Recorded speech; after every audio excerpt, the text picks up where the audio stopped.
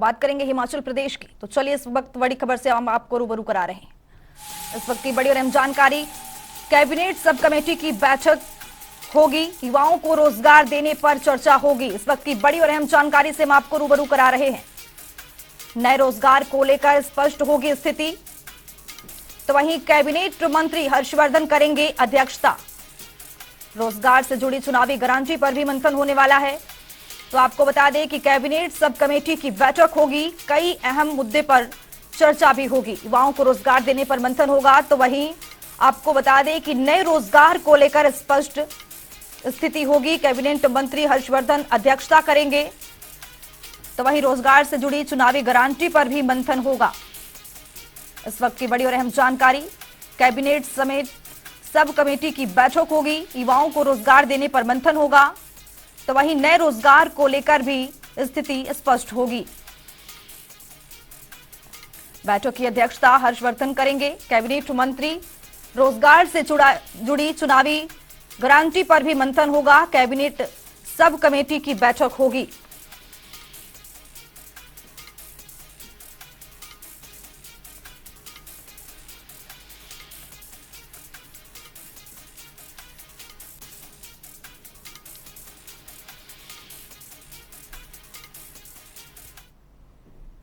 तो हमारे bureau chief विकास शर्मा ने कैबिनेट मंत्री हर्षवर्धन से खास बातचीत की है, सुनिए।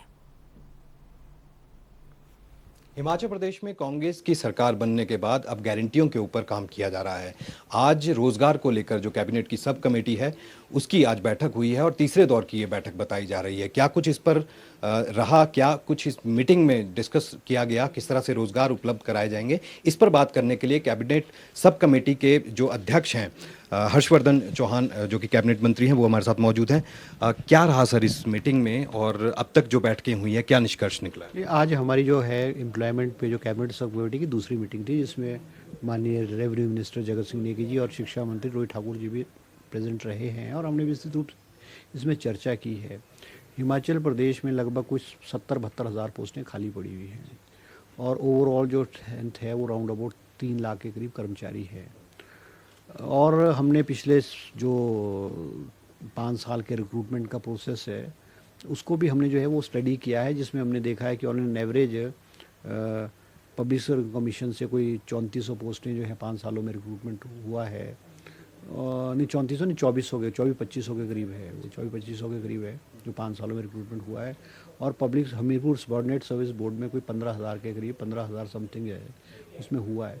तो हमने देखा है कि कमीशन के through on an average 450-500 recruitment हो पा रही है और हमीरपुर सबॉर्डिनेट बोर्ड के थ्रू भी जो रिक्रूटमेंट है वो राउंड अबाउट 3,000 के करीब रिक्रूटमेंट हो पा रही है। और इस सारे प्रोसेस में जो रिटायरमेंट है वो मेरे ख्याल 5 से 6 हज़ार 5 से 6-7 हज़ार रिटायरमेंट जो है पिछले सालों में हो रही है, तो वैकेंसीज बहुत बढ़ रही है। अब हमने कुछ डिपार्टमेंट्स ने रिप्लाई फाइल किया, 90% ने आ गया है रिक्रूटमेंट जो है, और कुछ का हमने क्लैरिफिकेशन और कुछ एडिशनल इन्फॉर्मेशन मांगी हुई है हमने उनसे। और हमने कहा है कि अब सबसे ज़्यादा वैकेंसीज एजुकेशन डिपार्टमेंट में है। अभी तो कैबिनेट सब कमेटी की और भी मीटिंग्स होंगी। आज हमने विस्तृत रूप से शिक्षा विभाग पे चर्चा की है, क्योंकि एकेडमिक सेशन शुरू हो गया है और hard areas, tribal areas, hard areas में जो है वो टीचर्स नहीं है। तो इसको हम टीचर्स को किस तरह से हम रिक्रूट करके स्कूलों में भिजवा पाएँ, उस पर विस्तृत चर्चा की गई। और हम एक पॉलिसी बनाने जा रहे हैं जिसमें हम ये जो वैकेंसीज़ है हार्ड एरिया में इसको भरें।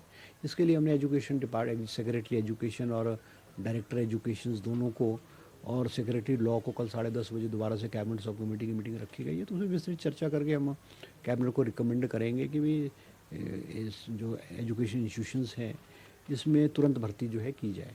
इसके अलावा ये भी देखा जा रहा है कि और भी कई ऐसे विभाग हैं जो कि पहले से ही आप काम कर रहे हैं कि वहाँ पर भी ये देखा जा रहा है कि कहाँ पर पद खाली पड़े हैं, कहाँ पर और पद भरने की ज़रूरत है। शिक्षा विभाग आपने कहा 1,12,000 के करीब एक ऐसा बड़ा नंबर है जो कि वहाँ पर पदों को भरा जाना है, खाली है वहाँ पर पद। हाँ, बहुत सारे हैं, जैसे एजुकेशन डिपार्टमेंट हो गया है, इलेक्ट्रिसिटी बोर्ड में फील्ड में बहुत सारी पोस्टें खाली हैं, हेल्थ में बहुत पोस्टें खाली हैं, IPH में बहुत सारी पोस्टें खाली हैं। क्योंकि IPH में ये हो रहा है कि 1-2 चुनाव क्षेत्र में भर्ती बहुत बड़े लार्ज स्केल पे हो गई और जगह नहीं हुई है। तो वहाँ पंप ऑपरेटर्स जो हैं जो मशीन्स को चलाने के लिए उपलब्ध नहीं है, तो हम इसके बाद सेकंड थर्ड कमेटी मीटिंग हुई, उसमें हम उस पर IPH है, PWD में भी जो है वो बेलदार्स और इनकी बहुत शॉर्टेज है, निचले स्तर पे स्टाफ की बहुत शॉर्टेज है, और विस्तृत रूप से समय समय पे मीटिंग करके इन पदों को भरना किस तरह से भरी जाएंगी उस पर हम जो है चर्चा करेंगे। इसके साथ ही दो चीज़ें और बड़ी महत्वपूर्ण हो जाती हैं। एक, आउटसोर्स कर्मी जो है बड़े लंबे अरसे से इंतजार कर रहे हैं कि उनका आखिरकार अब होगा क्या। दूसरा, करुणामूलक है, सब कमेटी देख रही है कि कैसे होगा। ये आज तो हमारी आउटसोर्स और करुणामूलक आधार पे चर्चा नहीं हुई है, हम आगे आने वाले में इसमें इन विषय में भी चर्चा करेंगे, क्योंकि जो बैकलॉग है करुणामूलक आधार का वो पिछली बीजेपी गवर्नमेंट ने 5 साल में नहीं किया। लास्ट के 6 महीनों में कुछ लोगों को इन्होंने डेली वेजेस पे जरूर नौकरी दी है, तो वो भी पेंडेंसी मुझे लगता है 2,500-3 हज़ार के करीब शायद वो भी केसेस पेंडिंग है, तो हम समय समय पर इसको कैबिनेट सब कमेटी में लेकर के उसको कैबिनेट में रिकमेंड करेंगे। अच्छा, इसके साथ ही आप स्टीयरिंग कमेटी के आप अध्यक्ष भी हैं, जो कि अब नगर निगम शिमला के जो चुनाव हैं वो भी सर पे हैं। कांग्रेस अभी तक अपने दृष्टि पत्र या मैनिफेस्टो के ऊपर जो है वो काम अभी घोषणा उसकी नहीं कर पाई है। क्या लग रहा है आपको, कब तक कर पाएगी? क्योंकि भाजपा ने घोषणा कर दी है और बहुत सी उपलब्धियां बता रही है, जयराम जी बहुत सी उपलब्धियां बता कर गए, क्या कहेंगे आप? नहीं, हमारा जो मैनिफेस्टो है और हमारी जो गारंटीज़ हमने शिमला नगर निगम के लोगों को देनी वो तैयार है। विद इन अ डे और 2 डे जो है इसको जो है अनाउंस कर दिया जाएगा। और क्या लग रहा है आपको कि चुनावों में अब, क्योंकि बाजी तो भाजपा ने यहाँ पर मार ली, मैनिफेस्टो जो है उन्होंने जारी कर दिया, कांग्रेस का कब तक ये जारी? नहीं, कोई मैनिफेस्टो पहले घोषणा करने से कोई जीत थोड़ी जाता है।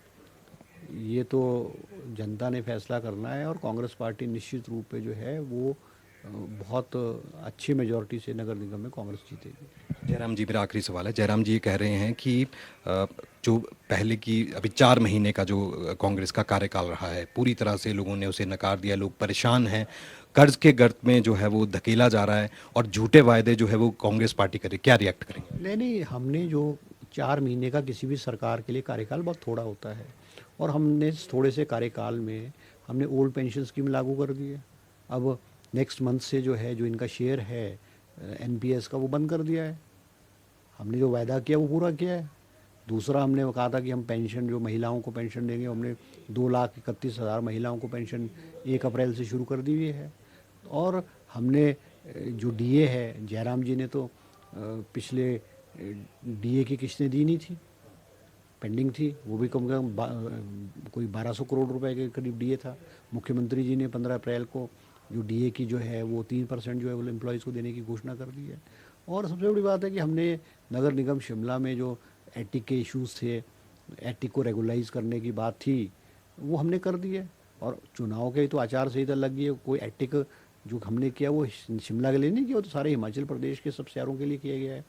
और आने वाले समय में तो हम जो बेसमेंट है, क्योंकि शिमला में पार्किंग की बहुत प्रॉब्लम है, हम जो बेसमेंट्स करके बहुत सारे एरियाज़ में बेसमेंट को खोल करके पार्क को गैरेजेस के लिए करने जा रहे हैं। हम जो भी वायदा करेंगे उसको हम पूरा करेंगे। चलिए, बहुत शुक्रिया हमसे बात करने के लिए। ये थे कैबिनेट मंत्री हर्षवर्धन चौहान। खास तौर पर कई चीज़ों को लेकर बात जो है वो जनता टीवी से की है। कैमरा पर्सन रोशन के साथ विकास शर्मा, जनता टीवी शिमला।